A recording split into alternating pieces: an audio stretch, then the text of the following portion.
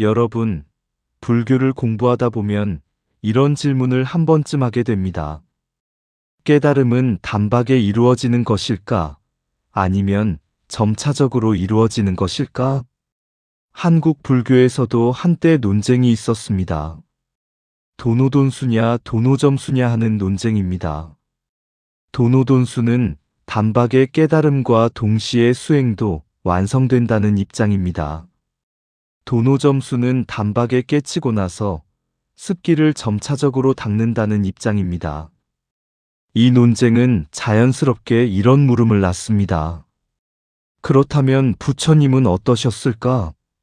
부처님은 단박에 깨달으셨을까? 그런데 초기 경전을 자세히 보면 도노돈수냐 도노점수냐의 문제는 핵심이 아닙니다.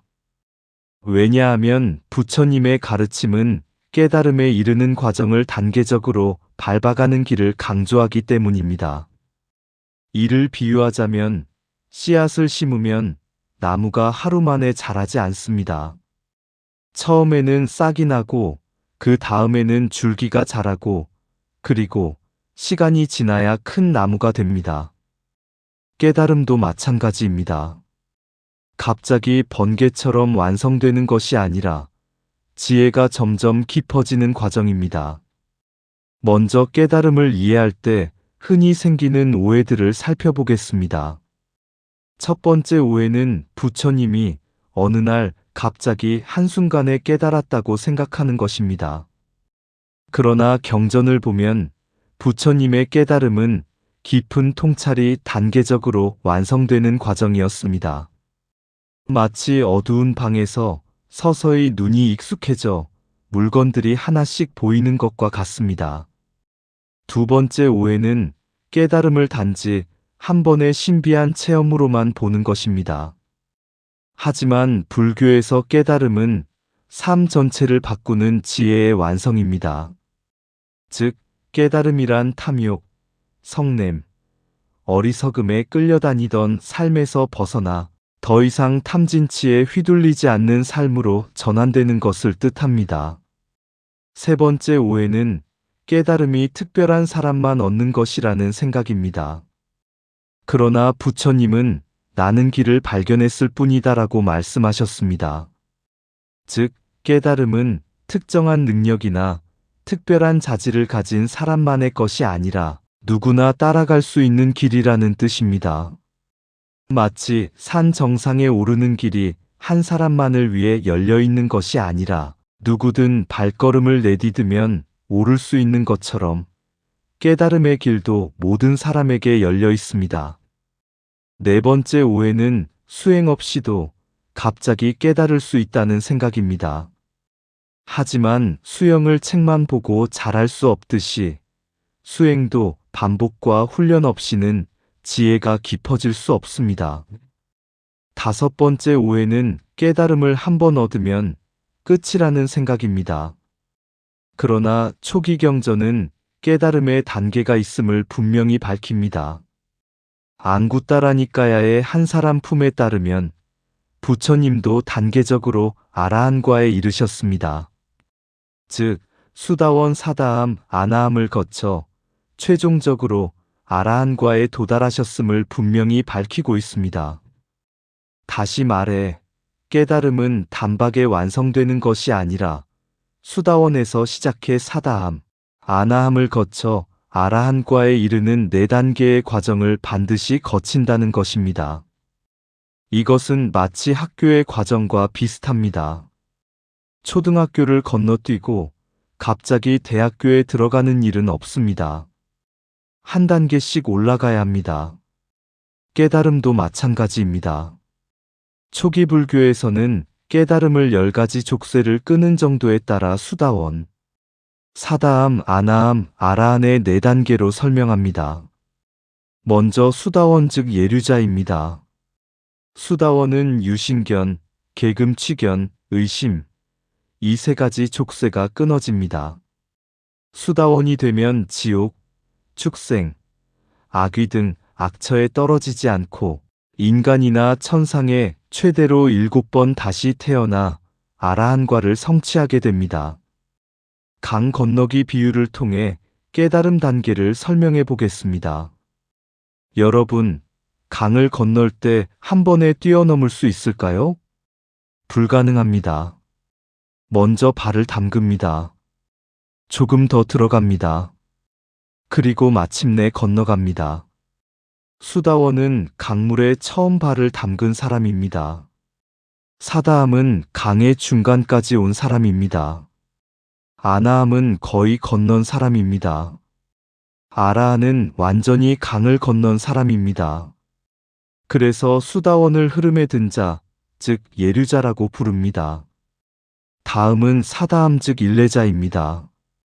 사다함은 유신견, 계금치견, 의심 이 세 가지 족쇄를 끄는 상태에서 탐욕, 성냄이 눈에 띄게 약해집니다. 사다함은 인간 세상에 한 번만 더 태어나 아라한과를 성취하게 됩니다. 세 번째는 아나함 즉 불환자입니다. 아나함은 유신견, 계금치견, 의심 이 세 가지 족쇄를 끄는 상태에서 감각적 욕망, 악의가 완전히 사라집니다. 인간 세상에 다시 오지 않고 새끼의 정거천에 화생하여 그곳에서 아라한과를 성취하게 됩니다. 마지막으로 아라한입니다. 아라한은 낮은 단계의 5가지 족쇄인 유신견, 계금치견, 의심, 감각적 욕망, 악의와 높은 단계의 5가지 족쇄인 색계에 대한 탐욕, 무색계에 대한 탐욕, 자만, 들뜸, 무명 등 10가지 모든 족쇄를 다 풀어버린 성자입니다. 아라한은 다시 태어남이 없습니다. 그래서 열반은 결점이 없는 최상의 행복이라고 합니다. 율장 대품에 따르면 부처님은 보리수 아래에서 깨달음을 이루셨습니다. 그때 부처님은 7일 동안 가부좌를 틀고 해탈의 지복을 누리며 법을 관찰하셨습니다. 그 과정은 밤의 초야, 중야, 후야로 이어지며 연기법을 3번에 걸쳐 깊이 관찰하셨습니다. 먼저 밤의 초야입니다. 초야는 오후 6시에서 밤 10시까지를 말합니다. 부처님은 12연기의 순관과 역관을 관찰하셨습니다. 그리고 이렇게 감흥어를 읊으셨습니다. 열심히 선을 닦는 성스러운 이에게 법이 나타날 때 원인을 갖는 법을 분명히 보기 때문에 그에게 모든 의심은 사라진다. 여기서 중요한 말이 있습니다. 의심이 사라진다. 불교에서 의심은 어느 단계에서 완전히 사라질까요? 바로 예류과, 즉 수다원입니다. 그래서 이 장면을 깨달음의 첫 문이 열리는 순간으로 이해하기도 합니다. 마치 긴 터널 끝에서 처음 빛이 보이는 순간과 같습니다. 이어서 밤의 중야 즉 밤 10시에서 새벽 2시까지입니다. 부처님은 다시 12연기의 순관과 역관을 관찰하십니다. 그리고 이렇게 말씀하십니다. 열심히 선을 닦는 성스러운 이에게 법이 나타나면 조건 지어진 것들은 소멸한다는 것을 분명히 알기 때문에 그에게 모든 의욕은 사라진다. 연기법의 생멸 구조를 완전히 통찰하신 것입니다. 마치 복잡한 기계의 구조를 처음부터 끝까지 완전히 이해한 기술자와 같습니다. 그리고 밤의 후야, 즉 새벽 2시에서 오전 6시까지입니다. 마지막 순간이 옵니다. 부처님은 다시 연기법을 관찰하시고 이렇게 말씀하십니다.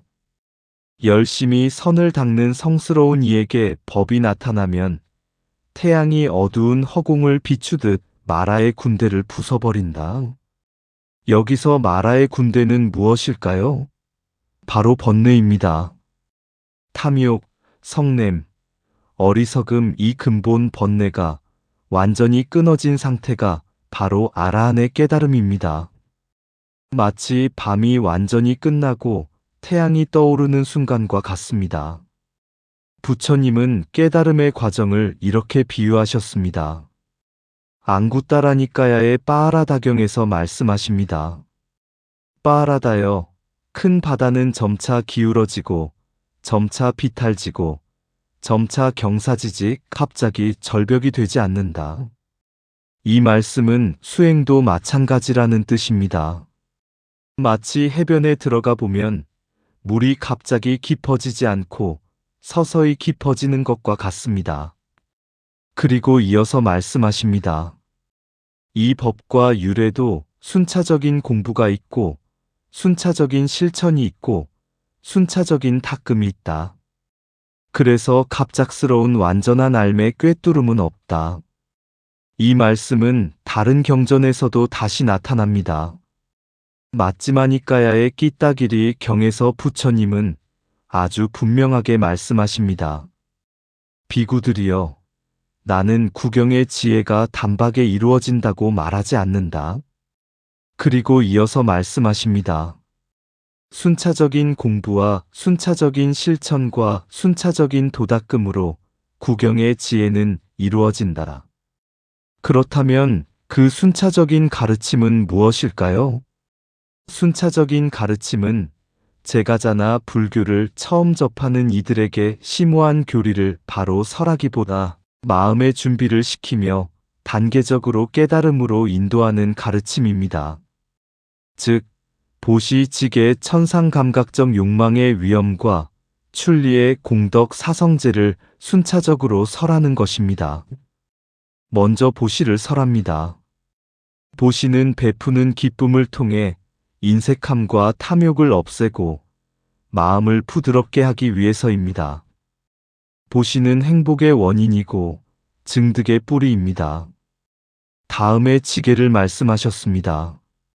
지계는 오계를 실천하여 자신과 타인에게 해를 끼치지 않고 후회 없는 마음을 만들어 집중의 기초를 닦기 위해서입니다. 마치 집을 지을 때 먼저 기초를 튼튼히 하는 것과 같습니다. 그리고 천상의 공덕을 말씀하셨습니다. 천상은 보시와 지계의 공덕 결과입니다. 천상 세계에 태어나면 항상 유의를 즐길 수 있고 항상 행운이 가득하다는 것을 보여주기 위해서입니다. 그러나 거기서 멈추지 않았습니다. 천상의 행복도 변한다. 즉 무상한 것이니 거기에 탐욕을 갖지 말 것을 가르치기 위해 감각적 욕망에는 위험과 재난이 있다는 것을 설하셨습니다. 다시 말해 감각적 욕망은 달콤함은 적고 고통은 길다는 점을 밝힘으로써 출리의 공덕이 드러나게 합니다. 마지막으로 사성제와 팔정도를 설하여 성자의 길로 인도합니다. 결국 순차적인 가르침은 보시와 지계를 통해 일상에서 행복과 안정을 찾게 하고 죽어서는 천상에 태어나서 행복을 누리지만 감각적 욕망의 덧없음을 깨닫도록 하는 것입니다. 최종적으로 사성제, 팔정도를 통해 성자의 길로 인도하는 단계적인 수행 체계입니다. 정리해 보겠습니다. 왜 사람들은 단박에 깨닫기를 좋아할까요? 이유는 단순합니다. 사람들은 지름길을 좋아하기 때문입니다.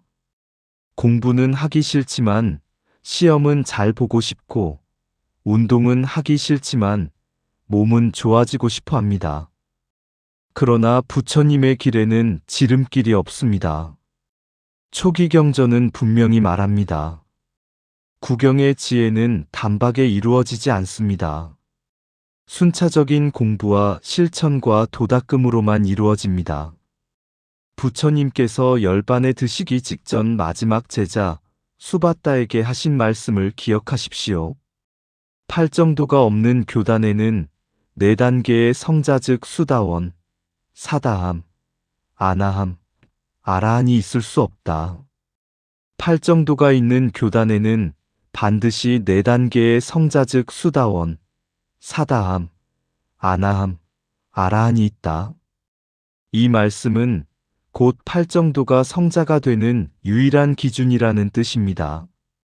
팔정도를 실천하는 곳에만 진정한 해탈과 열반이 있습니다. 다시 말해, 부처님의 가르침에만 팔정도가 있기에 오직 불교 교단에만 성자가 나올 수 있고, 다른 가르침에는 성자가 있을 수 없습니다. 결국 부처님이 걸으신 길도, 성자들이 걸어간 길도, 그리고 우리가 걸어야 할 길도 오직 하나입니다. 바로 팔정도의 길입니다. 그 길 위에서만 참된 깨달음이 열리고, 그 길 위에서만 열반의 최상의 행복이 드러납니다. 다음 시간에 뵙겠습니다.